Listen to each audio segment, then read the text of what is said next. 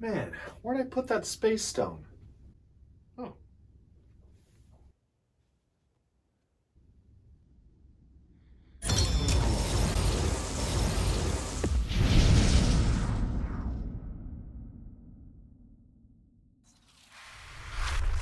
Hey there, and thank you for tuning into Duck Bricks. I'm Chris, aka the Brick Archivist, and today we are taking a look at part 3 of a tour of my massive collection. Right now, we'll be joining my partner Brick and I as we take a look at all of the LEGO Batmobile sets and the various other land and water-based Batman vehicles. Starting off at the bottom here, I have arranged all sorts of LEGO Batman motorcycles and associated vehicles that aren't Batmobiles. Of course, we have the latest Batman vehicle, the Batmobile command base, which is very similar to the LEGO Agents and Ultra Agents trucks, in which it unfolds and reveals a command post inside, which I think is always a cool feature to have, although I do think that some of the other previous vehicles did it just a little bit better. For example, the original mobile command base LEGO Agents truck, which was released all the way back in 2008, didn't just have the jet component kind of sitting on the top of the trunk. You actually had to flip open a compartment and cause the jet to launch out that way. So I do think that there were several compromises here to kind of keep it at a lower price range and yet still include a ton of different features, but it is still a nice vehicle to have. Obviously, all these motorcycles can really start to blend together. You can see just a sheer amount of motorcycles, and obviously I think the best ones were the ones from the LEGO Batman movie. They had the best shaping and were mostly covered up all around the other sides, which makes sense because there was an extra amount of development work put into them for appearing in the movie, so it makes sense that they'd be a lot better than these other ones.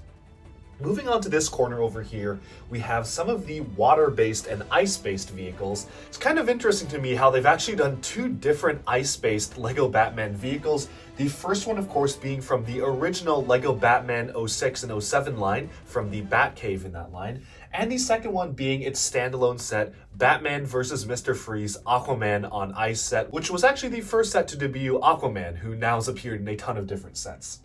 Of course, we have all sorts of bat boats here, and if I remember correctly, this one is actually kind of special because it came out in an era in which LEGO was doing a lot of dual molding for their figures. So this one actually came with a Deathstroke minifigure with dual molded legs, which obviously we don't get too often, but this was around 2015, which is when they kind of introduced the concept and were trying to include it in as many sets as possible. We have one of the more recent Bat submarines here, which was almost like a tie-in to the Aquaman movie because it had Aquaman and Ocean Master, but they had to throw in Batman too, so they gave him a submarine, which is something I'm not sure I really like about the superheroes line. They aren't really confident in giving the other members of the Justice League or any other heroes a main focus, so if they want to try to include them, they have to include something Batman, which I'm curious to see if they want to move away from that at some point. Of course, right next to it, we have the other Aquaman-centered set, which happened to sneak Batman in. We have the submarine that he used to fight Black Manta, who it should be an Aquaman villain, but again, they had to throw Batman in, so we have that right here. Moving on up to this upper section right here, I have the 2/3 Bat tanks. I am actually a pretty big fan of both of these Bat tanks. I like this one a little bit more. Obviously, this is the more modern one, just because it has some more unique shaping in terms of the treads and whatnot. But this one's still a pretty cool classic tank vehicle, and I kind of wish they would do more bulky, large vehicles for Batman like this. This one also has a unique transformation feature where if you twist the back gear, the front of this will go forward and slam down, which obviously I can't do while it's hanging on the wall right now, but it is an interesting thing to have. And then this one, of course, was made for the Justice League 2017 movie, so it is a very, very unique and bizarre shape and something that we'll probably never see in LEGO form again. Moving over to this area right here, you can see some of the unique classic Batmobiles. All of the Batmobiles along this row right here were styled around the Tim Burton movie Batmobile, which obviously the larger version is up there, but it's really nice how they actually harken back a ton of different designs for that movie. This one right here in the middle, of course, is actually supposed to be the Burton Batmobile, and this was the GWP, or the free gift, that you would get from buying the big one. But that same year, we got a very, very similar one, which was just last year, so it's really interesting to me to see how we got these two Batmobiles in the same year. Of course, one's a GWP, but they're still very, very similar.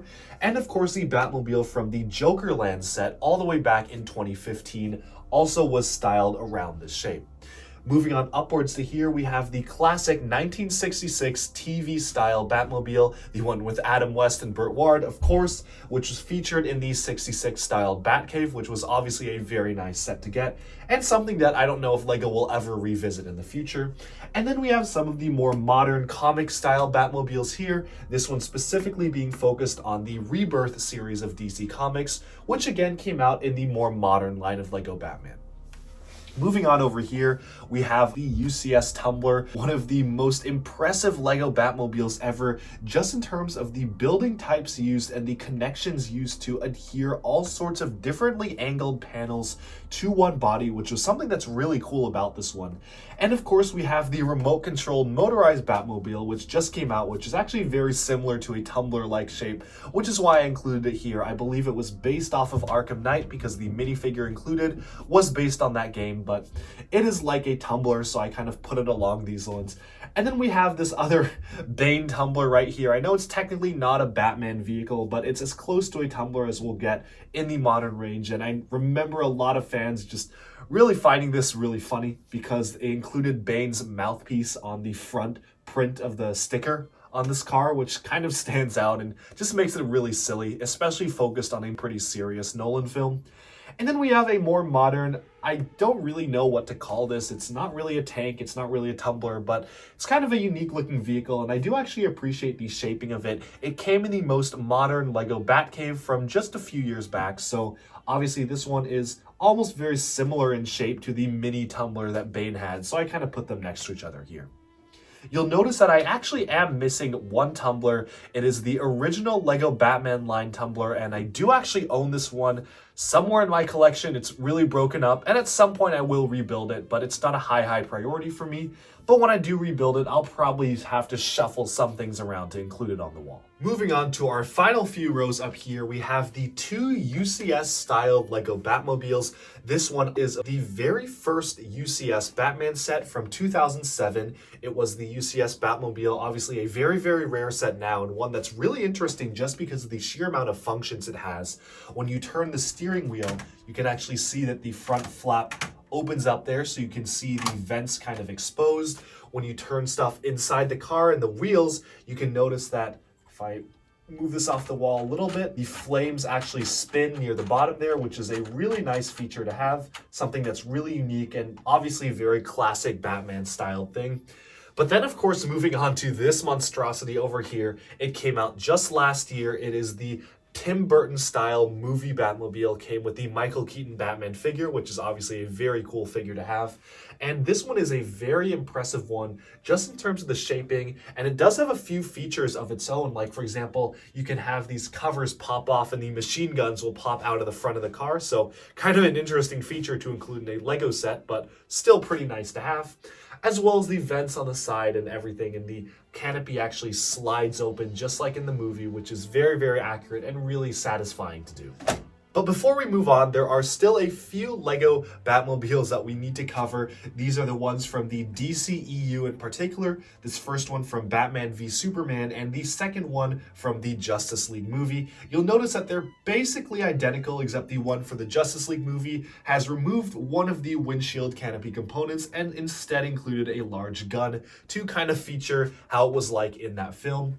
And then we have one of the, actually I think this one's actually a little bit underrated. I really like the shaping of this one. It's from the most recent Batman vs. Harley Quinn set, which just came out a few months ago. I really appreciate just how well shaped this car is, and I'm not too well versed in Batman lore, but if I remember correctly, this is actually based off of a vehicle from a game or a specific comic. I know this is not something that LEGO just came up with, and that's why I kind of really like it. It's really shaped especially well in terms of how well these canopy pieces that are usually used for LEGO City helicopters are instead molded in black and give it a lot of form and functionality in terms of how differently this is crafted compared to the other vehicles. But then moving on to here, we have our final two Batmobiles. Of course, these are from the LEGO Batman movie, so they are very flashy and very unique compared to any of the other Batmobiles out there. And I really like especially the Ultimate Batmobile because this just looks like one large vehicle here. But the cool thing about it is that you can actually separate all sorts of different components and it splits up into 4 separate vehicles. This top part here is a jet that removes off and can fly off on its own. The back part is a tank for Alfred, and these back exhausts can fold inwards to become guns. And the front part is both a standard Batmobile, but there's also a hidden surprise. The bottom of it can detach and become a flying motorcycle for Robin, and it's a very similar flying motorcycle to the many flying ones that LEGO's done in the past, like the Spider-Man one, where the wheels just split open like so. But this is so cool to me how they managed to fit 4 very unique vehicles and combine them into one vehicle that works both as a whole and in the sum of its parts. So a really cool vehicle here. The price tag, if I remember correctly, was around $130 for just this. So probably a little bit on the pricey side, but still really nice to get. But Brick, I'm curious, what kinds of Batmobiles do you like? Is there any that stand out to you in particular? And which ones have you played around with the most? Definitely the UCS Tumbler out of those. The 1980s Batmobile. Objectively, that looks really cool. I'm not a fan of that era of Batman, but like that is a very nice and well done set.